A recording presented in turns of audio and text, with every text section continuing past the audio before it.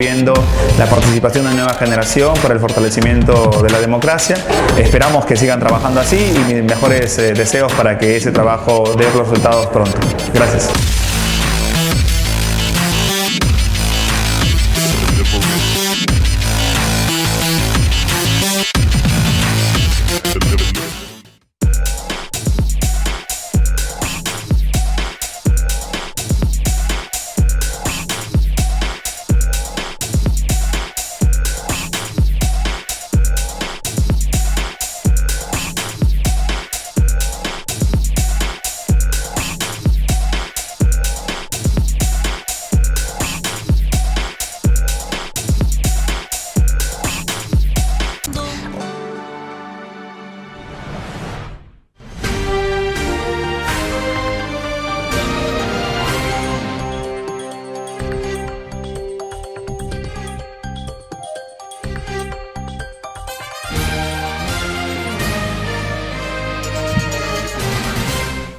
Buenas noches, amigos televidentes, bienvenidos a este programa Mundo Educativo, un encuentro con la educación. Aquí, como todos los jueves a esta hora, este programa difunde una serie de situaciones que se refieren a la educación. Esto significa entonces que cada día estamos buscando siempre noticias, estamos buscando alguna forma de cómo mostrarle a ustedes, amigos televidentes, las nuevas tendencias en el tema de educación. Pero como ahora la situación va a un extremo en el que nos interesa a todos nosotros cómo será la educación en el próximo gobierno, es así como me he dado el trabajo de poder bajar algunas propuestas en los planes de gobierno de los 19 candidatos que tenemos para la presidencia. Yo creo que a partir de este momento sería interesante el poder señalar la manera clara, objetiva, sin que se entienda de que estamos de alguna forma politizando el programa, porque no es ese nuestro objetivo, sino actuar de una manera imparcial, de tal manera que permita difundir, digamos, aquello que se encuentra ya colgado en internet, toda esta información, pero que de una u otra manera siempre es bueno leerlo, analizarlo y, si se puede, profundizar el tema de tal forma de que seamos conscientes del voto que nosotros vamos a brindar. También están invitados los candidatos a este programa para poder conversar, discutir acerca de lo que ellos están afirmando, de lo que harán cuando se encuentren en el gobierno. Yo quiero empezar en esta primera parte porque fue un tema al azar, ¿no? Al azar. Evidentemente no se va a hacer el análisis de todos los candidatos en el tema de educación en el programa de hoy, sino que a partir de la fecha se va a realizar un análisis de las propuestas. Hubo un sorteo y bueno, el día de hoy corresponde, digamos, a dos candidatos, que es nuestro popular PPK y la señora Keiko Fujimori. Y así estaríamos en los diferentes programas siempre analizando las diferentes situaciones que ellos plasman en su programa de gobierno acerca de lo que se refiere al tema de educación. En el tema de PPK, ustedes ya saben que PPK es un candidato ya con mucha cancha en el tema de lo que es gobierno, y no porque haya sido presidente anteriormente, sino que ha estado de una o de otra forma ligado a los diferentes gobiernos en algún cargo en especial, ¿no? Creemos de que la situación referida al tema de educación está rodeado de gente especializada, por lo que nosotros hemos leído acá, y vamos a ver qué les parece a ustedes aquello que reflexiona de una o de otra manera el equipo que rodea a PPK, ¿no?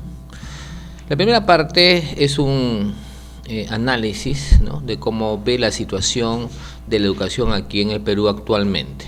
Dice así: desde la educación inicial hasta la educación superior, dice, enfrentamos un problema de calidad educativa.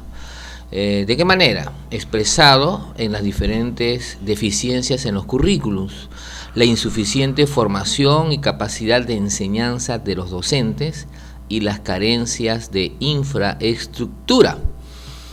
¿Qué dirá nuestro actual ministro de Educación cuando le dicen que nuestros profesores no están en la capacidad para poder enseñar adecuadamente? La infraestructura no existe, no existe, por lo menos de la manera adecuada, porque dice carencia de infraestructura. Entonces la pregunta está: se aumentó el PBI en 0.5 y eso corresponde a una gran cantidad de dinero. Entonces, ¿de qué manera se está diversificando esa cantidad de ingreso a educación, que nuestros candidatos, por lo menos PPK, no lo ve, no lo ve? Como alguien dijo, lo más sencillo es aumentar los sueldos a los maestros, pero aquí también menciona de que los maestros no perciben un sueldo significativo. En fin, habla también acerca de que uno de los más importantes falencias es la falta de claridad curricular. En fin, hay otro tema importante. Dice, otro problema importante son los ingresos, ahí está justamente lo que yo le decía, que perciben los maestros contratados, pues no se han dado aumentos significativos en los sueldos durante la última década. Asimismo, el maestro se ha sentido agredido ante las exigencias de capacitaciones basadas en la realidad de otros países. A ver, significa entonces que nuestros maestros están siendo adecuadamente capacitados para enseñar a niños de otros países. Es lo que nosotros estamos entendiendo. Porque si de repente nos manifiesta de que nuestros profesores están siendo capacitados en realidades diferentes, entonces creo que vamos a decirles, bueno, vaya a otro país, ¿no? A ese país en el cual ha escogido el ministerio como un modelo como para poder capacitarlos. Entonces, ¿quién va a enseñar a nuestros alumnos? Porque los peruanos tenemos otra realidad y que de repente se les exige, dice, en capacitaciones basadas, ¿no?, en realidades de otros países.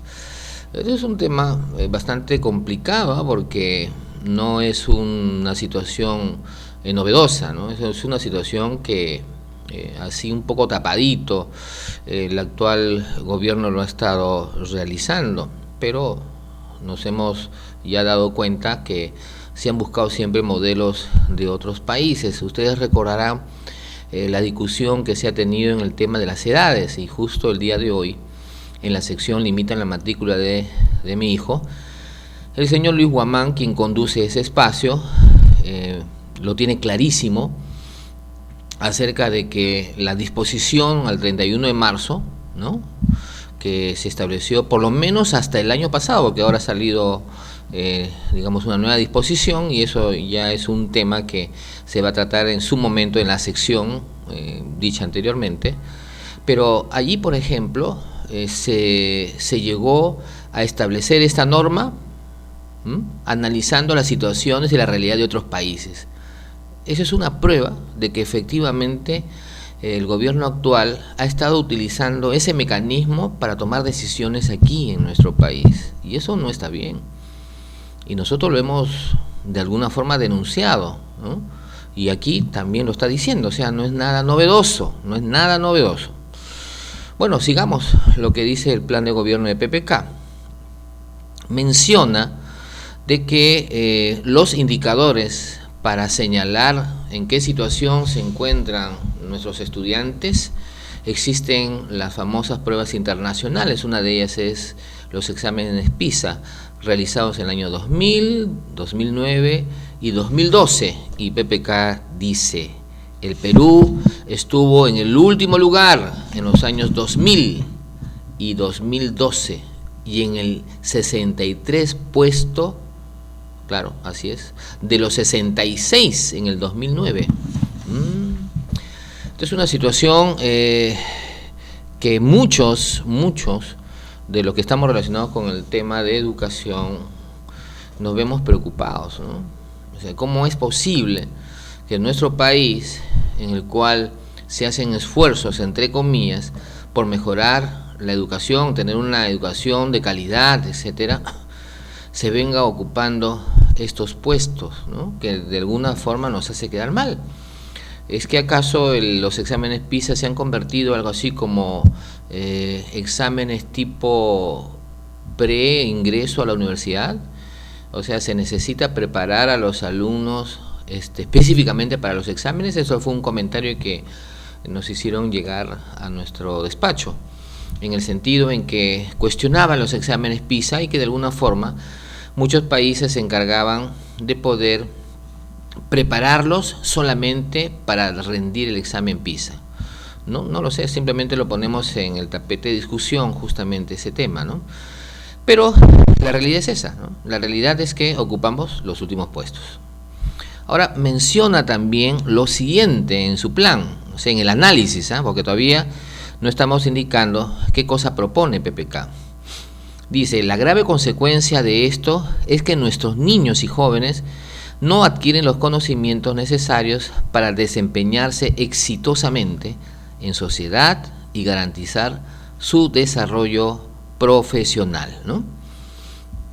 El tema no termina en educación básica regular, sino es importante hacer un seguimiento de cómo se desempeñan estos ya jóvenes en las propias universidades, y el tema también es otro rollo. Ahí es todo un universo de problemáticas también, y un conjunto de análisis que nos hace ver acerca de la situación real de la educación. Ahora, dice también que resulta fundamental comprometer a los padres de familia en el proceso de aprendizaje de sus hijos y en el apoyo de la gestión de los colegios. Bueno, el tema del apoyo de los padres de familia a los hijos es un tema que aquí en el programa se ha estado ventilando constantemente. Como que consideramos de que existen gestores de la educación, o sea, estamos hablando de gestores participativos, ejes importantes, lo que son el colegio, los maestros, los padres de familia.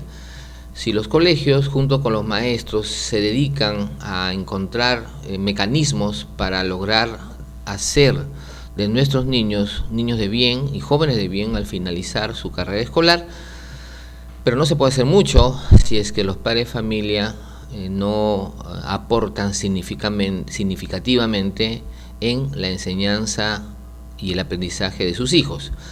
Recuerden ustedes de nuestra queja acerca de las famosas reuniones que tienen en los colegios a los padres de familia, como que se ven obligados a asistir a esas reuniones, escuela de padres de familia me refiero, y que de repente al final no es algo provechoso, o sea, no resulta ventajoso el hecho de poder seguir ese esquema y ese modelo, ¿no? Y nosotros desde aquí el programa, recuerdo haber invitado a personas relacionadas con este tema, representativas de algunas instituciones de investigación, que nos mostraban que la mejor forma de hacer escuela para padres es más individualizado, tutor padre de familia, que el reunirlos en un día en especial, 2 veces al año seguramente, de manera prácticamente obligatoria, ¿no?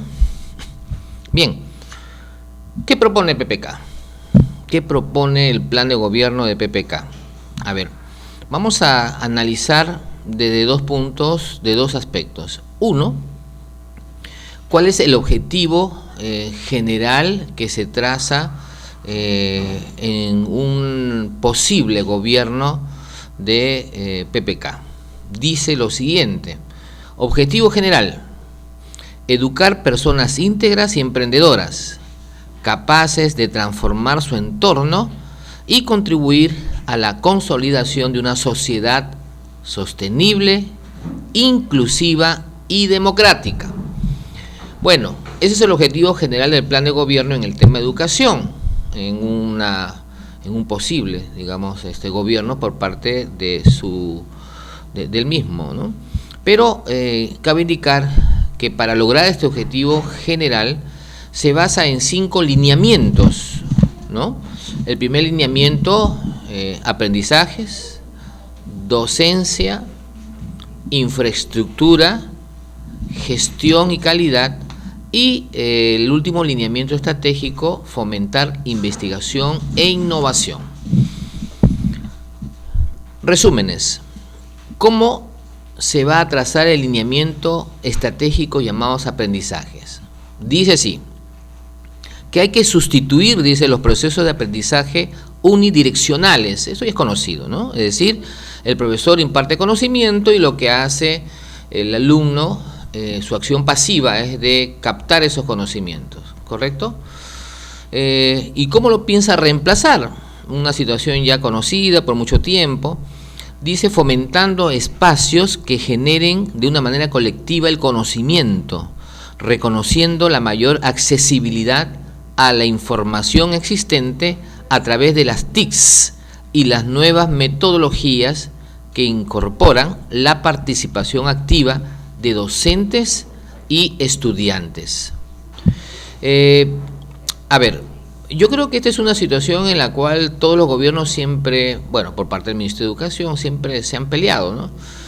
En el sentido en que son muchos los maestros que se convierten en actores de lo que es el aprendizaje de los alumnos, es decir, una enseñanza tradicional en el cual él es el guía, él es el que enseña y lo que hacen los niños es simplemente captar la información, en fin, ¿no? O sea, no participan directamente en el proceso. Esto es el lineamiento número 1 que PPK lanza en su plan de gobierno.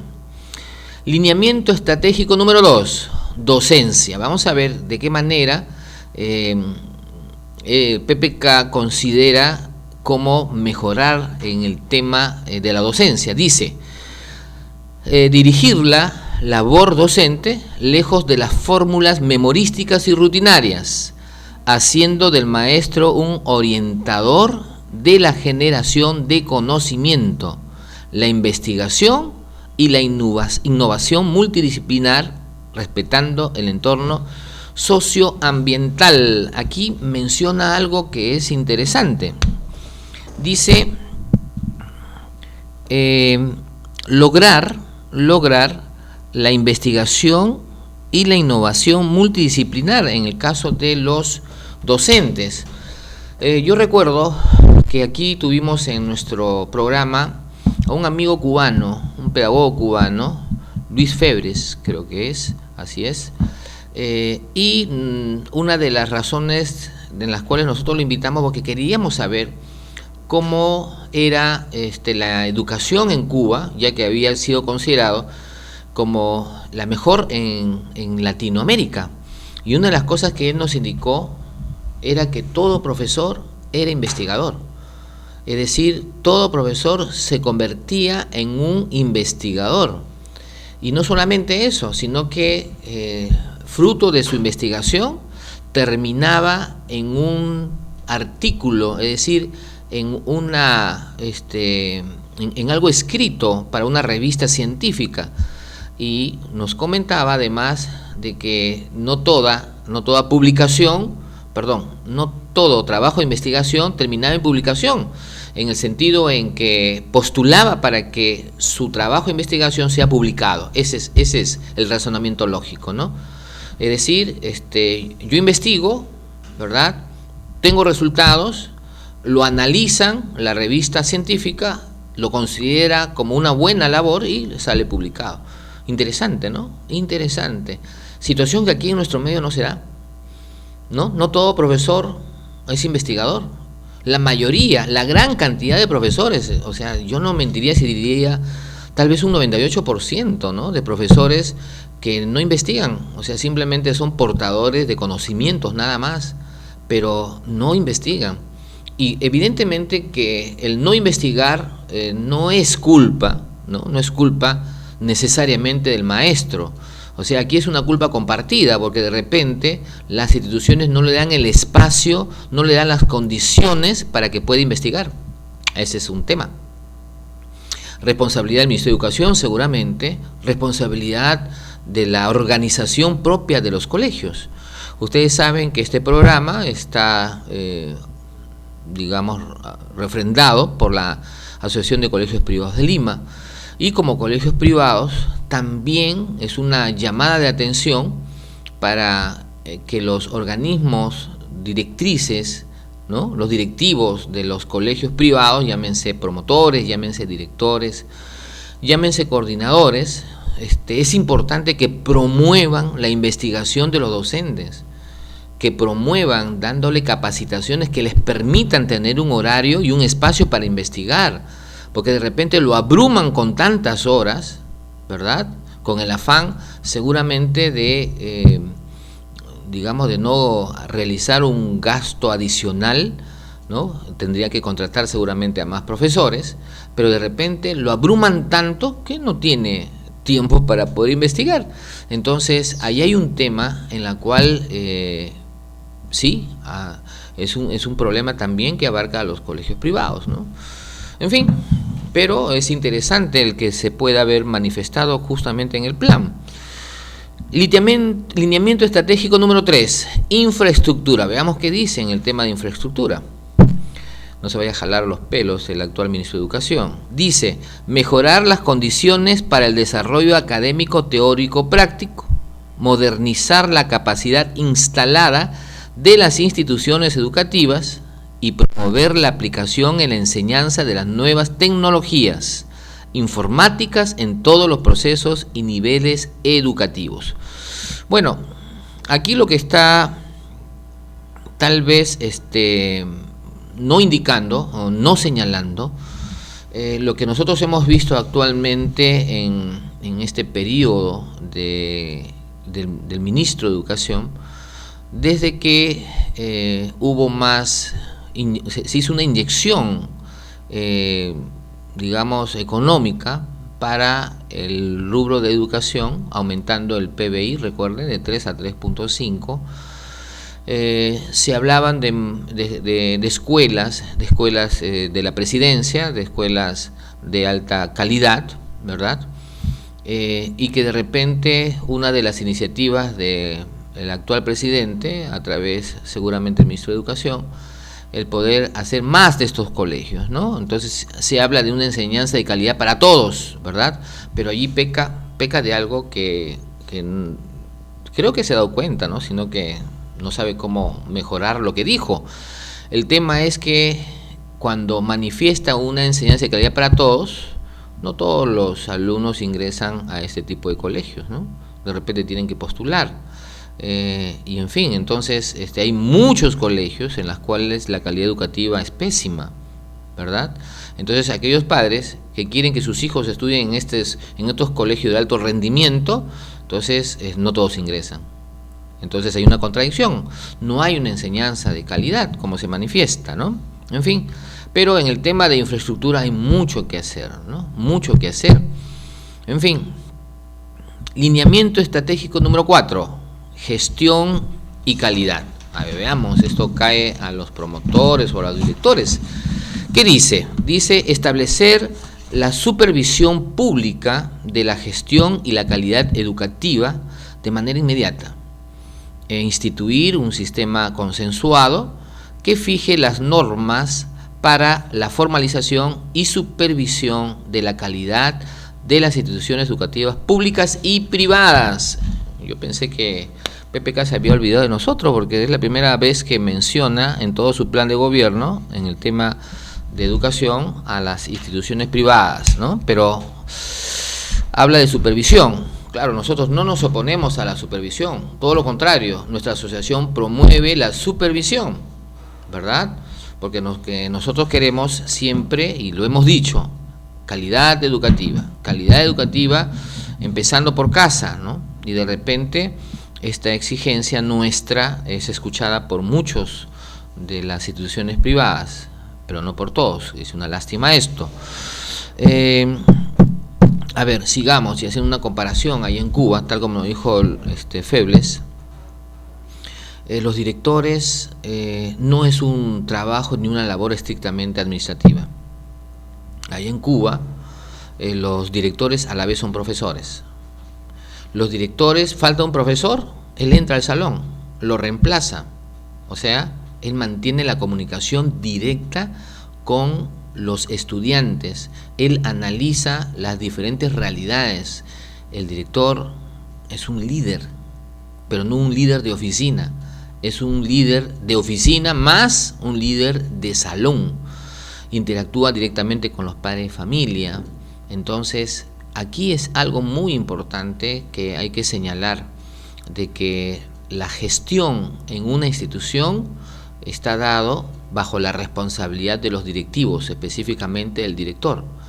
Pero si nosotros tenemos a directores que en este caso tienen, digamos, una poca disposición o un poco entendimiento en lo que se refiere a lo que es el avance en la tecnología educativa, va mal, ¿no? Va mal. Yo he tenido la oportunidad de asistir recientemente, ¿no?, ahí en Trujillo, a una reunión de directores, porque fui invitado por la Asociación de Colegios Privados allá de Trujillo, y están muchos dispuestos a hacer un cambio como directores, a tener una visión totalmente diferente. Entonces es allí donde las asociaciones promovemos la capacitación para los directores.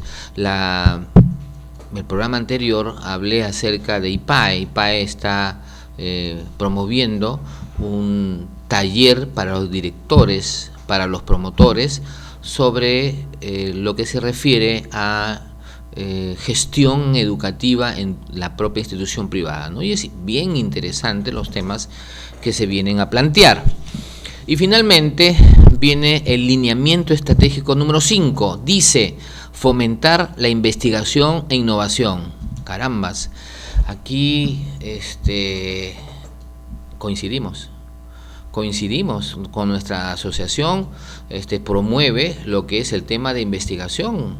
Hemos dicho que se ha propuesto la asociación hace algunos años en mejorar la calidad, mejorar la educación privada sobre todo, como promoviendo digamos este tipo de acciones, como por ejemplo la creación de un centro de investigación y emprendimiento escolar en ciencia y tecnología, el CIECIT. Ese es un centro que la asociación lo ha creado con la intención de hacer y de formar a investigadores desde temprana edad, porque consideramos que los investigadores se forman, no es que estando en la universidad recién se van a formar, no es así. El investigador se forma desde temprana edad, es más, desde inicial. Y para eso nosotros nos preguntamos, ¿están los profesores capacitados para lograr hacer de nuestros alumnos investigadores? Habría que ver eso, ¿no? Y vamos a ver qué dice. Dice fomentar la investigación y la innovación. Dice desarrollando ¿cómo? La labor de investigación, de inventiva e innovación en las áreas de enseñanza de las instituciones educativas. Ojo, dice, miren, voy a volver a resaltarlo, desarrollar la labor de investigación, inventiva e innovación en las áreas de enseñanza de las instituciones educativas, atendiendo a los problemas de desarrollo del país y de sus instituciones. Interesante este tema, porque a líneas antes habíamos mencionado de que se les obligaba a los profesores a capacitarse en realidades extranjeras, ¿no? Pero aquí se dice atendiendo a los problemas de desarrollo del país, es decir, se está buscando de que esa capacitación sea específicamente a nuestra realidad. Pero hay una cosa que no estoy de acuerdo aquí, tal vez le ha faltado algo más. ¿Y dónde está el emprendimiento? O sea, ¿dónde se ve allí el tema de emprendedores? Porque el emprendimiento es un tema muy importante. Creo que lo hemos resaltado y es un tema del actual ministro de Educación, que siempre ha hablado acerca de lo que es insertar el emprendimiento en los colegios, y nosotros creemos eso, ¿no? Creemos de que los emprendedores, algo así como los científicos, no nacen, hay que enseñarles a ser emprendedores. Y no necesariamente ser emprendedor es alguien que va a acabar en un negocio, no. Una persona emprendedora es una persona que surge, que da más allá de lo que dan los otros. Esa es una persona emprendedora, ¿no? De lo que tiene, lo mejora para seguir surgiendo. Entonces creo que aquí hay un tema que no ha colocado. Yo estaría más contento si dijera fomentar la investigación, la innovación y el emprendimiento en los colegios. Bueno, este ha sido el primer análisis de este plan de gobierno en el tema de educación que tiene PPK. Y estaremos siempre a la vanguardia acerca de lo que aquí está escrito, ¿no? Y aquí está escrito, y vamos a ver si es que tenemos la oportunidad de poder entrevistarlo y podemos hablar y discutir sobre los términos que allí se indican y las observaciones que hemos realizado en su plan de gobierno. Bueno, después de la pausa vamos a continuar con la sección de Limitan la matrícula de mi hijo, a cargo de nuestro amigo Guamán. Y conmigo después de la pausa y volvemos.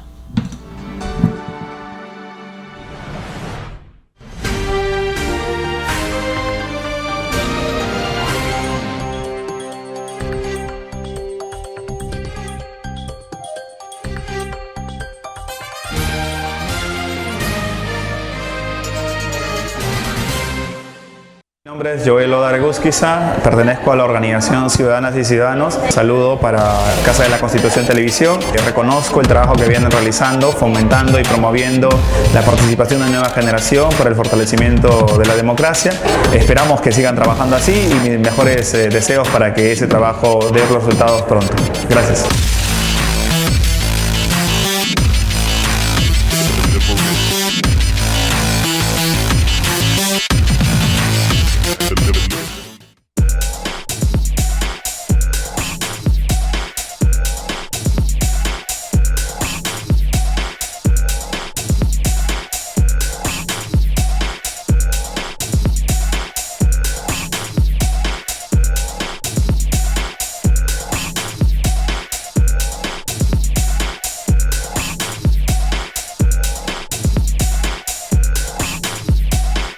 Hola, soy Jonathan Condeso y hoy quiero contarte lo importante que es tu participación en la política. La política es preocuparnos por el bienestar de los demás. Ellos deciden ser padres del país, el hambre del pueblo los lleva a gobernar, pero el pobre sigue peor. Todos los jueves de 8 a 9. La opinión de las y los jóvenes.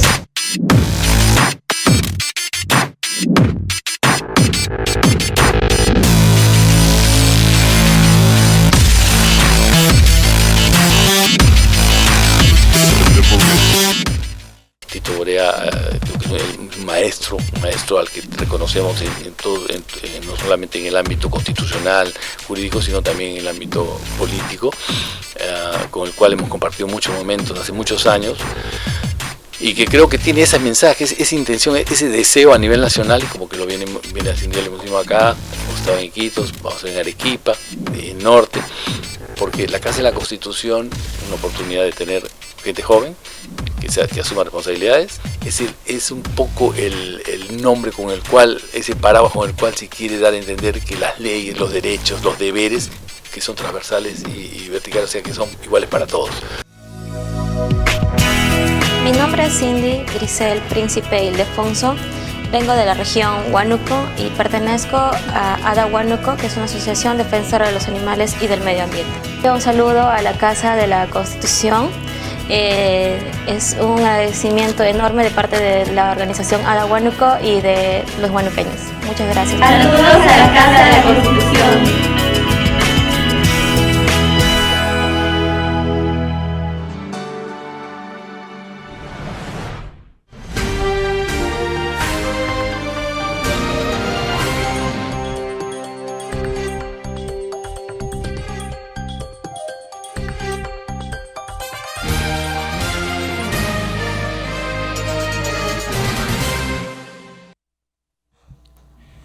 Muy buenas noches, estimados televidentes, estimados padres de familia. Estamos acá en la sección Limita la Matrícula agradeciendo al programa Mundo Educativo y a la Casa de la Constitución. En esta oportunidad tenemos muchas novedades y este programa más que todo va a ser auspicioso para todos los padres que tenemos los problemas y que venimos el año 2012 afrontando. Para empezar, ponemos el conocimiento, como ustedes ya podrán saber, todos los medios de comunicación ya se puso en conocimiento la ampliación de la fecha de corte. El día de ayer, antes de ayer y el día de ayer, el viceministro Flavio Figalo prácticamente oficializó la vigencia de la norma técnica aprobada por Resolución Ministerial 572, mediante el cual, en lo que respecta a nosotros, se amplía la fecha de corte al 30 de junio para aquellos casos de niños que ingresan al primer grado de primaria. Como recordarán, nosotros presentamos una solicitud de reconsideración a efecto que esta norma sea también ampliatoria para todos los niños de educación inicial. Lamentablemente todavía eso está en plena gestión, pero lo que sí, el día viernes salió una norma complementaria que modifica las normas del año 2016. Esta resolución es la 051-2016, mediante el cual se precisa de que para aquellos niños que ingresen al sistema escolar se necesitan dos requisitos. El primero es el tener las nóminas de matrícula debidamente aprobadas por la institución educativa, registrada en el CIAG, y el segundo requisito es, o mejor dicho, algo disyuntiva, el contar con la libreta de información del educando. Quiere decir las libretas de notas. Entonces, para nosotros este es un logro, llamémosle así, porque permitiría solucionar muchos casos de aquellos niños que no han estado en el sistema educativo, pero que cuentan con las libretas de matrícula. Es más, ya se está haciendo las precisiones directamente al Ministerio de Educación, a efecto que también esto se aplique, ¿no? Y no tengamos problemas con los operadores, llamémoslas las UGELes o los gobiernos regionales, que como todo peruanismo, ¿no?, frente a una ley e interpretación de la ley o frente a una norma, querer interpretar la norma. Inclusive tenemos nosotros ya algunas comunicaciones de diferentes partes del país donde justamente padres de familia que se están decidiendo acogerse a esta sección nos están planteando algunos problemas presentados en la SUGELI, ¿no?, las cuales indicarían que como no tienen una comunicación oficial, ellos no pueden interpretar o no pueden darle la validez, por decirlo así, a lo que es la libreta de matrícula. En el transcurso del día se están presentando ya documentación y se tienen algunas respuestas que la vamos a dar a conocer, mediante el cual sí se está precisando de que basta la libreta de notas. Y esto también queremos nosotros ser precisos, ¿no? Nos toca como padres de familia hacer valer los derechos de nuestros hijos. Y uno de ellos es, hoy en día que hay la norma que se ha emitido y la complementaria, exigir el cumplimiento. Ya no podemos nosotros permitir que el director del colegio o el director del UGEL nos diga no está muy clara. La norma es clara y precisa, y más que todo es meridiana, es disyuntiva. Se requieren dos cosas: la nómina de matrícula aprobada por la institución educativa, ingresar al CIAG, o contar con la libreta de nota. No hay nada más.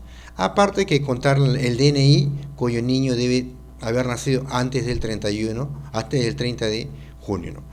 Entonces, en base a eso, también nosotros queremos informar que apenas se ha dado a conocer esta norma, ya se han iniciado las reuniones y pedir el apoyo con los congresistas, ¿no? Ya nos hemos reunido con varios congresistas, inclusive hemos tenido cierta cobertura. El día de ayer estuvimos siendo entrevistados con un grupo de padres de familia en las instalaciones de unos medios de comunicación masiva, donde claramente nosotros queríamos precisar dos cosas: que no es que el Ministerio de Mutuo Propio esté ampliando la fecha de corte, como se pretende aparentar, ¿no? Esto prácticamente es, el Ministerio se ha visto obligado a ampliar la fecha de corte por la presión que tiene de las innumerables acciones de amparo ganadas, y que todos los jueces, los juzgados constitucionales manifestaban de que la fecha de corte debería ampliarse. Y entonces queda claro de que no es de mutuo propio que el Ministerio está ampliando la fecha de corte. Y más aún, ¿no? Se tenía conocimiento de que hay 2.500 acciones de amparo en proceso. Sin embargo, el día de ayer el viceministro de Gestión Pedagógica ha manifestado que esta norma va a beneficiar a 30.000 niños que desde el año 2012, que prácticamente ingresaron al sistema en 2 años, 3 años, 4 años, 5 años, van a ellos a regularizar. Entonces estamos hablando de un universo muy importante, son 30.000 niños, 30.000 padres de familia que se van a ver afectados, se van a ver beneficiados por esta norma. Y entonces nosotros quisiéramos que sea de carácter general, porque imaginémonos, si 30.000 niños son beneficiados para que ingresen al primero de primaria, estaríamos hablando de un universo mucho más amplio para aquellos niños de 4 a 5 y aquellos niños de 3 a 4, y más aún aquellos niños que ingresan al sistema escolar. Nosotros habíamos hecho en su oportunidad un estudio con el propio RENIEC y se había determinado que anualmente son un número de 88.000 niños que nacen cada año, dentro de los meses de marzo, abril, mayo, junio y julio. Entonces estamos hablando de que es una cantidad enorme de padres de familia afectados, y que si bien es cierto, ellos no tienen la capacidad de iniciar sus acciones legales, muchos de ellos no están de acuerdo con esta norma y se han visto quizás obligados a aceptarla, pero hoy en día esta norma para primaria los va a beneficiar. Más aún, hay padres de familia que el año pasado se vieron obligados a aceptar que matriculen a los niños en aula de 4, es decir, un año retrasado. Para ellos también vamos a ejercitar lo que se llama el derecho de la primacía de la realidad, porque si un niño estuvo en aula de 5 años, así está registrado en 4, el derecho le asiste. Ya el hecho de haber estado estudiando en 5 años, ya le asiste un derecho, y por lo tanto ellos también, previo proceso administrativo e inclusive proceso judicial de darse el caso, se tendrá que hacer validar los estudios realizados y prácticamente pasar a primer grado. En esta oportunidad, muy aparte de esto, en esta oportunidad está acá con nosotros el ingeniero Edwin Córdoba, quien durante este año, desde el año 2015 y más aún este año, se ha llenado al 100% en la lucha. El ingeniero Córdoba también el año pasado estuvo imbuido en el problema. Su menor hija Nicole había estudiado 2 años, 3 años, 4 años, 5 años, le tocaba primer grado, contaba con la ficha, y recordarán ustedes, estimados padres, que el año pasado el requisito era que pasarán los niños a primer grado, aquellos que hayan estudiado 5 años, cuenten con la ficha educativa y bastaba la presentación. Sin embargo, muchos padres de familia cuyos niños contaban con ese requisito, el Ministerio le aplicó por argucia, le aplicó la fecha. Y a pesar de contar con la fecha, a pesar de contar con certificados oficiales, el Ministerio, a través de las UGELES, no quiso aceptar. Y uno de ellos fue el ingeniero Edwin Córdoba, cuya niña, Nicole, no se le aceptó a estudiar. Y tuvimos la oportunidad de conocernos justamente en el mes de febrero y también apoyarlos en una lucha legal. Y hoy en día el ingeniero Córdoba está acá, acompañándonos en los estudios para contarnos su experiencia.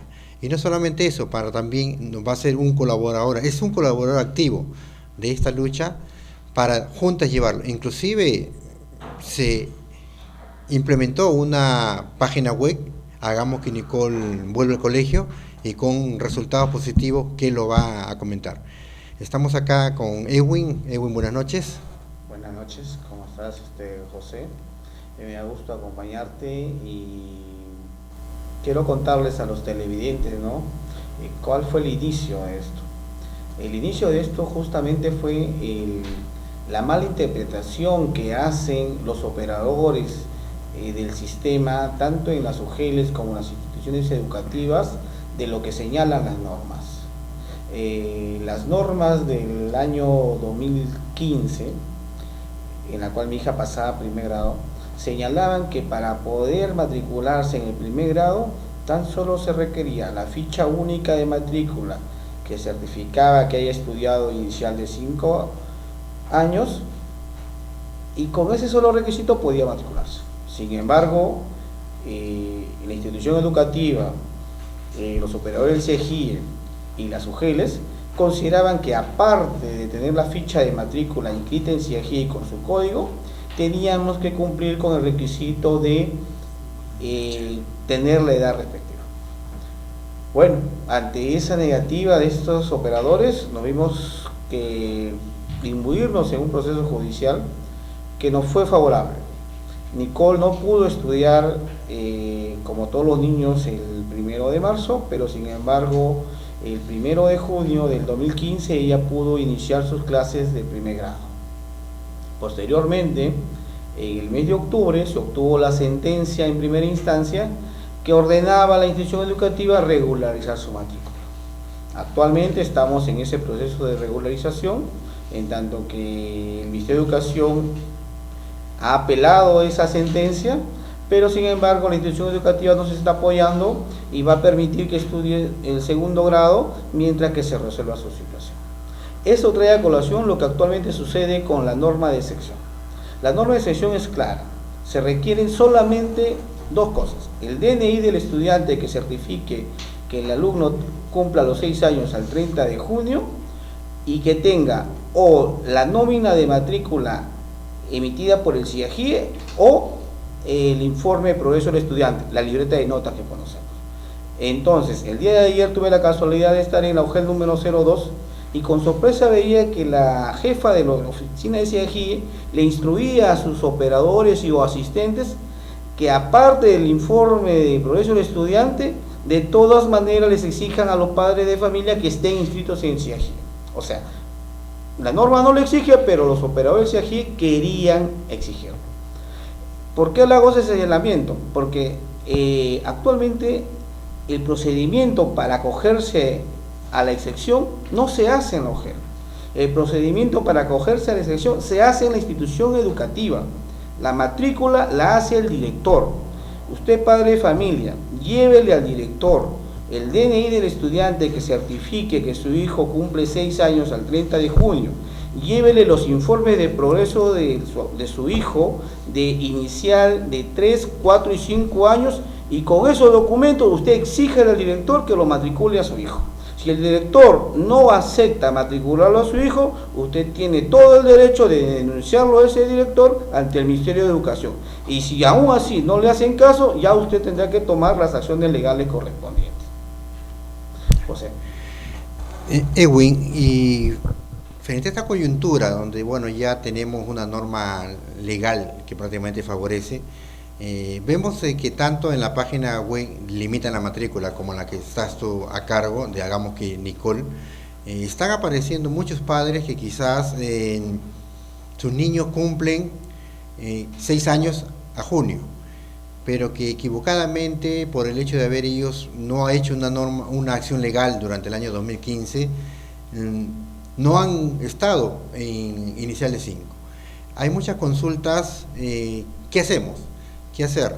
Nosotros nos hemos pronunciado en el sentido de que, tal como dice la norma, ¿no? La norma, si el niño no hizo inicial de 5, porque la educación es gradual, entonces al no hacer inicial de 5 no podría pasarse de 4 a primer grado, en mérito a que prácticamente estaríamos dando la razón al ministerio, que el ministerio dice que queremos adelantar a nuestros hijos. Una versión por demás falsa, equivocada, por cuanto acá no se trata de adelantar a nuestros hijos.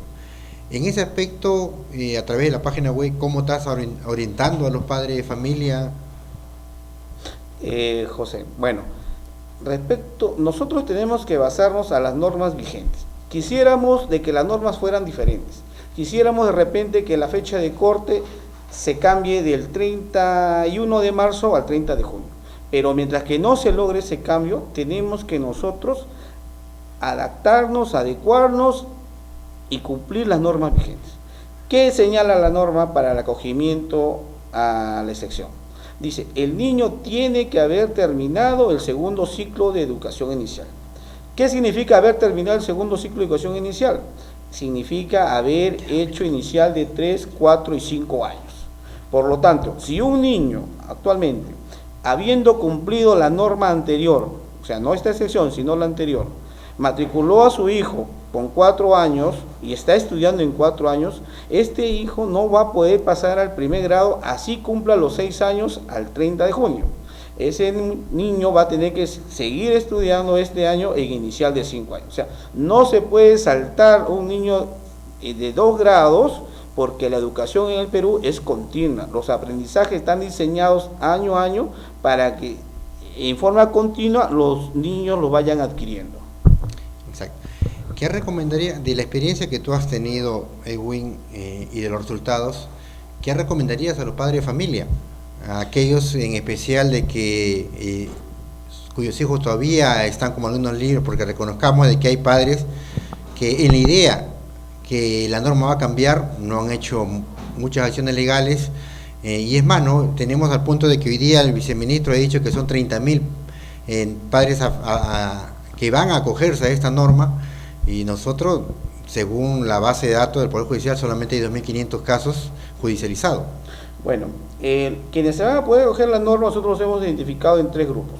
Los niños que judicialmente han estado ya estudiando y han cumplido este requisito de estar en inicial de 3, 4 y 5 años, pero que no tienen código aún, no están en el CIAGI. Están también los niños que ya por cuestiones sentimentales lograron de que los directores los aceptaran, asistían a sus clases y estudiaron normalmente los 3 años, pero no estaban matriculados. Y por qué no decirlo también, los alumnos irregulares son aquellos alumnos que encontraron algunos artilugios en el sistema del CIAGIE mediante unos medios que no se pueden explicar en cámara porque no son un poco ilegales, pero que sin embargo lograron inscribirse en el CIAGIE sin tener la edad reglamentaria. La suma de esos 3 grupos son los que nos hacen los 30.000 niños que estimo ha considerado el viceministro, ¿no? Ahora, ¿quiénes están quedando en el aire? Los alumnos que sin tener la edad reglamentaria están estudiando inicial de 3, están estudiando actualmente inicial de 4 y que pasan a inicial de 5.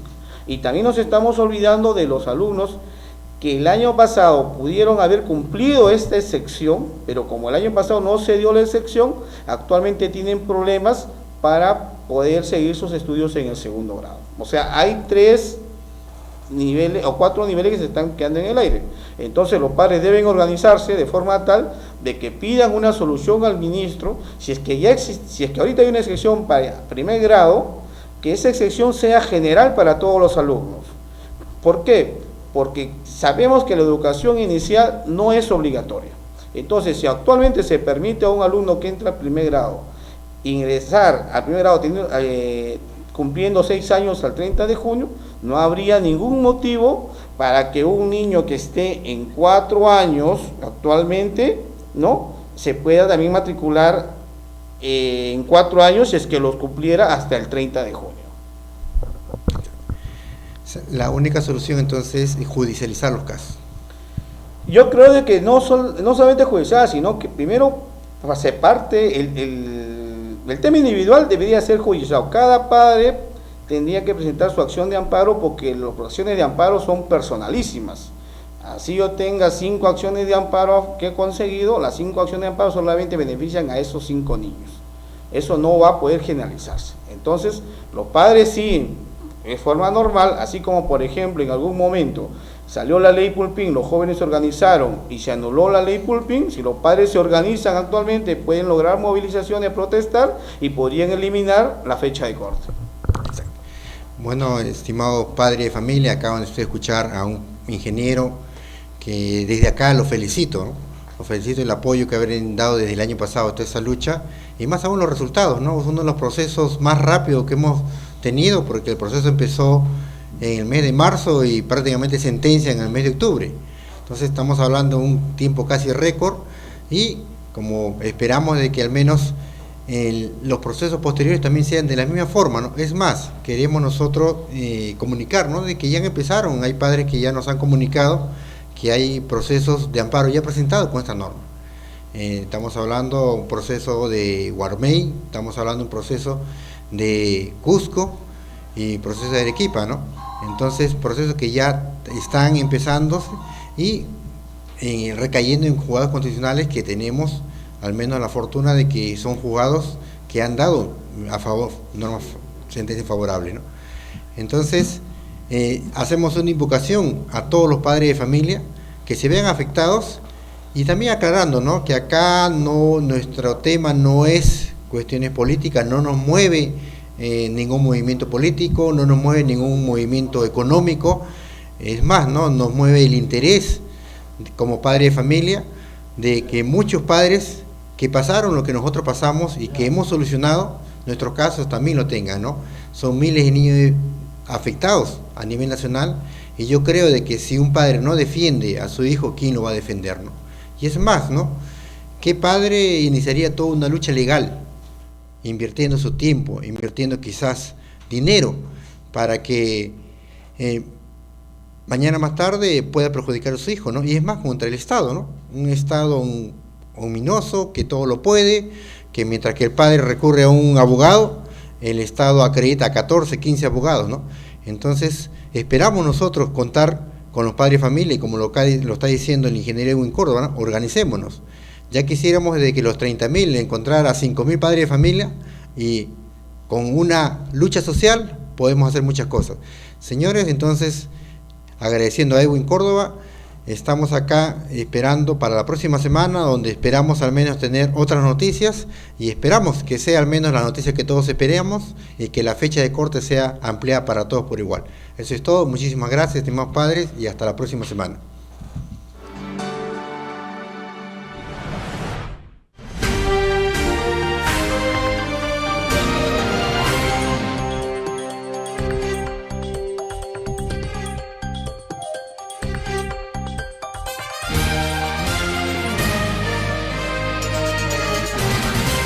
Buenas noches, mi nombre es Joel Odargusquiza, pertenezco a la organización Ciudadanas y Ciudadanos. Saludo para Casa de la Constitución Televisión. Reconozco el trabajo que vienen realizando, fomentando y promoviendo la participación de la nueva generación para el fortalecimiento de la democracia.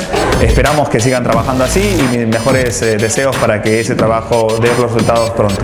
Gracias.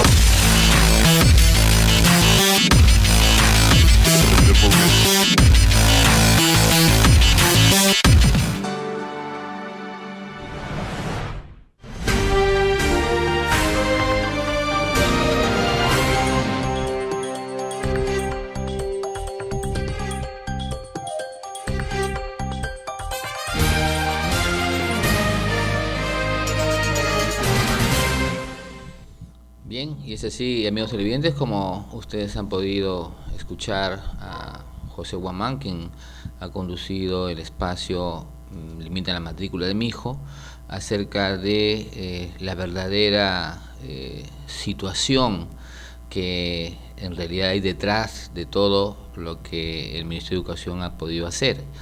Es decir, hay que se ha analizado una especie de destape, ¿no?, de cuál es la verdadera o cuál fue la verdadera intención del Ministerio de Educación, el hecho de haber considerado hasta el 30 de junio aquellos niños para que puedan pasar al primer grado. En fin, creo que este espacio sirve mucho para poder analizar cada una de las situaciones y no se deje sorprender. Si usted padre de familia de repente se percata, en fin, fue una situación así, ¿no? Y estas medidas lo que hace es, en todo caso, es disminuir un poco, entre comillas, la lucha, ¿no? Pero en fin, hay padres que todavía van a seguir continuando con este tipo de labor, ¿no?, acerca de la acción del Ministerio de Educación frente a situaciones de este tipo. Y llegamos al final de nuestro programa. Es así como pasamos ya de una situación de análisis político a una situación de análisis específico. Ya la siguiente semana estaríamos analizando el segundo plan de gobierno en el tema de educación. En este caso había correspondido por un tema al azar de la señora Keiko Fujimori. Y solamente indicarles lo siguiente, PPK, ahora justo que estaba haciendo el análisis, habla de 5 lineamientos estratégicos. Lo que hace la señora Keiko es indicar las 5 también implementaciones de 5 políticas públicas. Parece que existe una predilección por el número 5, en fin.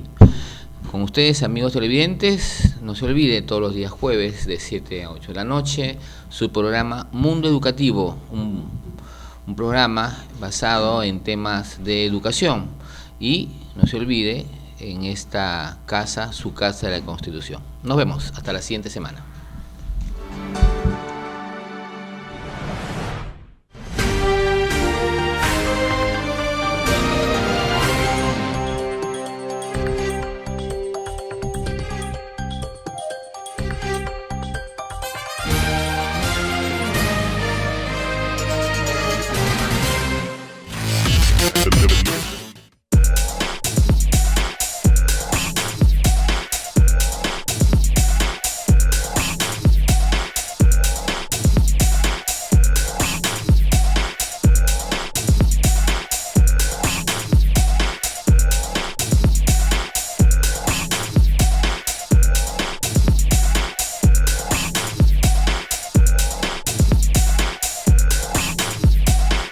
Hola, soy Jonathan Condés.